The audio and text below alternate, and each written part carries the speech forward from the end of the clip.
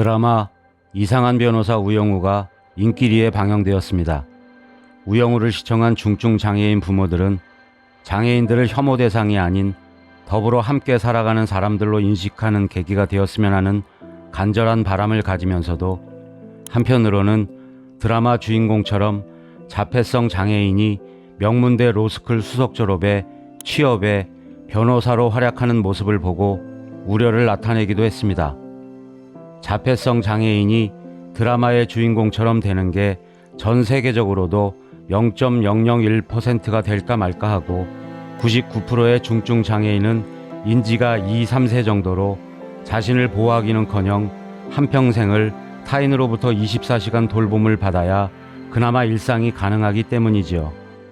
혹여 국민들이 중증 장애인으로밖에 살 수 없는 이유가 교육을 받지 못해 혹은 부모가 교육시키지 않아서 중증 장애인으로밖에 살 수 없는 거라고 생각하면 어쩌나 걱정이 된다고 했습니다.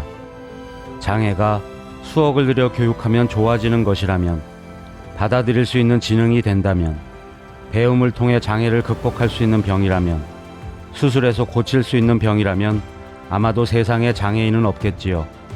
중증 장애인들의 특성을 누구보다 잘 아는 사람은 오직 자식을 낳아 키우는 부모밖에 없고, 그 애환을 아는 사람들도 가족밖에는 없을 것입니다.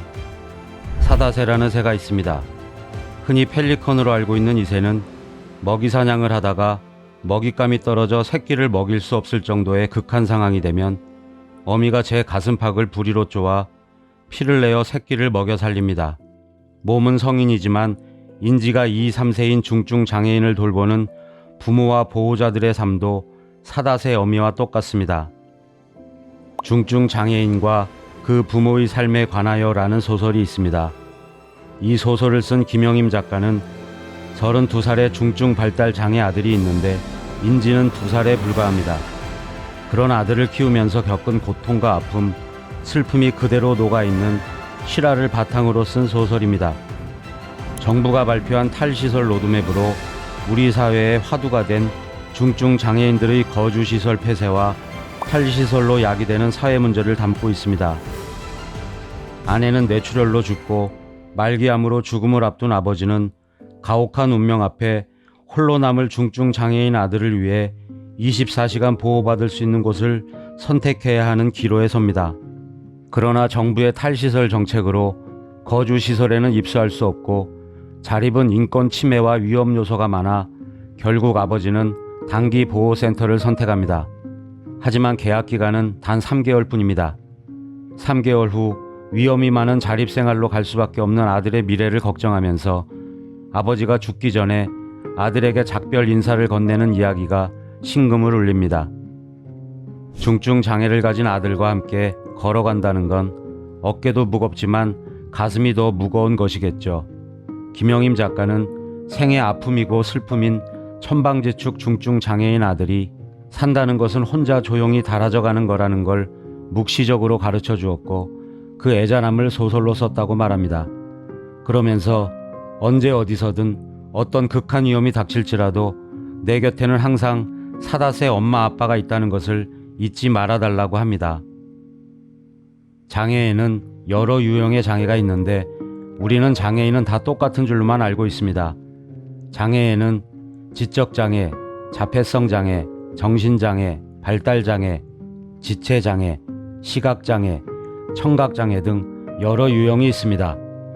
정부가 발표한 탈시설 로드맵에 반대하며 장애인 거주시설 이용자 부모에는 지난 1년여 시간 추위에 벌벌 떨며 불볕더위에 땀 뻘뻘 흘리며 폭우 속에서 정부를 향해 거주시설 폐쇄만은 말아달라고 간절히 호소했습니다. 소설에 나오는 중증 장애인들과 그 부모들의 삶을 들어보시면 그분들이 왜 탈시설을 반대하는지 충분히 아실 수 있습니다. 부모 64살, 인지가 2살인 32살 아들을 돌보는 사연. 저는 64살이고요.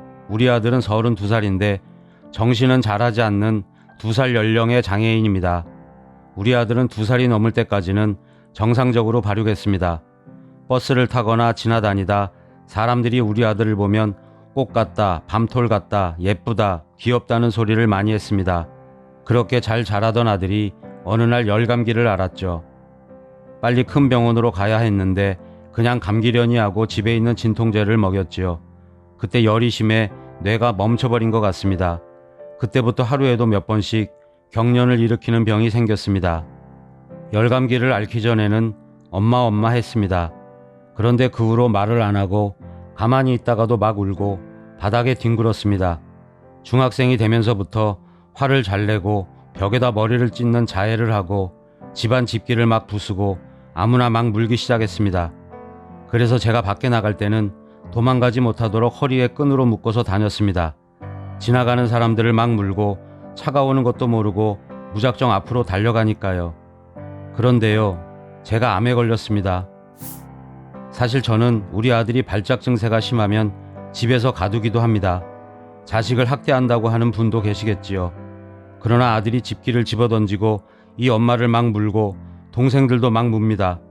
집에 나만 아는 물건이 없습니다. 장애인 자식만 자식은 아닙니다. 두 동생도 다 사랑하는 자식입니다. 두 자식을 보호하고 장애인 아들을 보호하는 게 가두는 겁니다.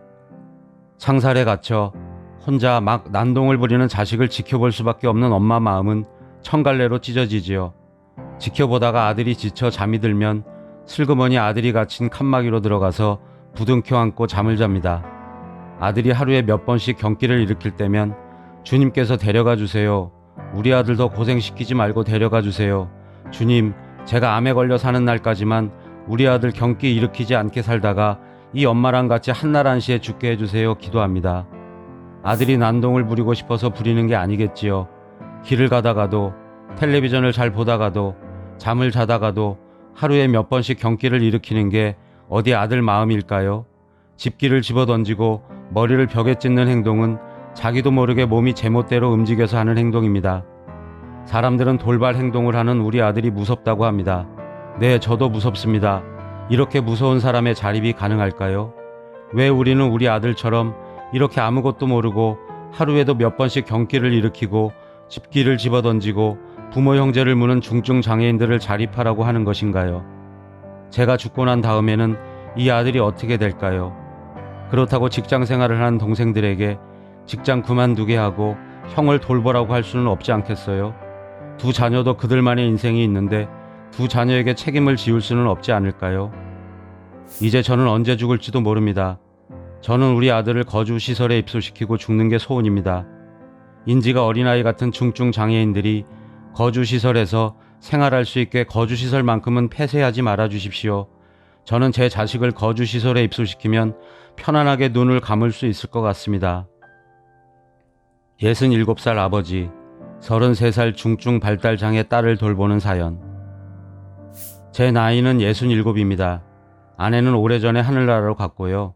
제가 지금까지 중증장애 딸을 돌보고 있습니다. 이제는 나이를 먹어 그런지 몸이 여기저기 아파 딸 보는 게 매우 힘듭니다. 제가 당뇨에 고혈압, 고지혈증으로 약을 먹고 나이는 점점 먹어 늙어가고 딸을 24시간 돌볼 여력이 안 돼 10곳이 넘는 전국 거주시설을 돌아다녔습니다. 거주시설마다 정원이 만료이고 대기 명단까지 차서 아이를 정신병원에 보낸 적도 있었는데요. 정신병원에 있으면 더 나빠질까봐 몸이 괜찮아지면 집으로 데려오곤 합니다. 그렇다고 자립을 시킬 수도 없습니다. 우리 딸은 누군가 초인종을 누르면 무조건 문을 열어주거든요. 자립해서 혼자 있을 때 마음 나쁜 사람이 초인종을 누르면 대문을 열어주고 성폭행을 당하지 않을까 걱정이 태산입니다. 거주시설은 많이 늘어나야 합니다. 거주시설마다 정원은 만료이고 한 거주시설 대기자만 50명입니다. 요즘 중증 발달 장애인 자녀를 둔 가족이 오갈 데가 없고 혼자 돌보는 게 힘들어 자녀와 함께 동반 자살한 뉴스가 자주 나오는데요. 거주시설에 들어갈 자리가 없어서 돌봄의 한계를 느낀 부모님들이 극단적인 선택을 하는 것이지요. 자립이 지상천국이라면 왜 중증 발달 장애인 부모님들이 거주시설만 고집할까요? 거주시설은 전문가 선생님들이 장애인들에게 집중 돌봄과 교육을 병행하는 평생학교입니다. 거주시설을 폐쇄하는 게 아니라 더욱 많이 설치하여 주십시오. 거주시설 입소 대기자들이 거주시설에 입소할 수 있게 해주십시오. 68살 어머니가 28살 중증장애 아들을 돌보는 사연. 저는 40살에 우리 아들을 늦둥이로 낳았습니다. 출산 때 잘못을 했는지 모르나 장애를 안고 태어났습니다. 부모가 자식을 사랑함에 있어 장애가 따로 있을까요? 어렸을 때부터 온갖 특수교육을 시켰지만 인지가 정상으로 돌아오지 않았습니다.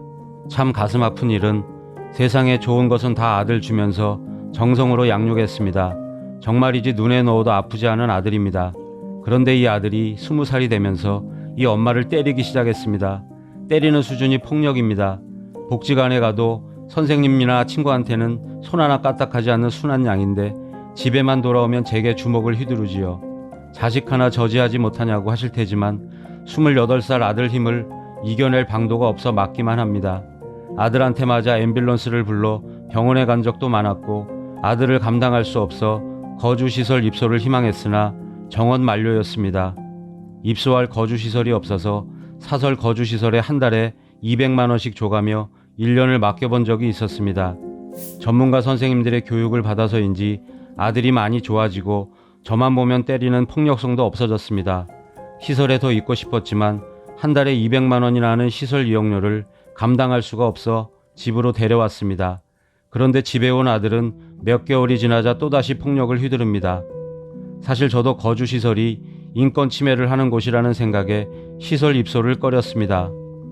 그런데 입소 생활 1년을 해보니 제가 생각했던 것은 기우였고 오히려 거주시설에서 각 프로그램에 참여하면서 좋아진다는 것을 알았습니다.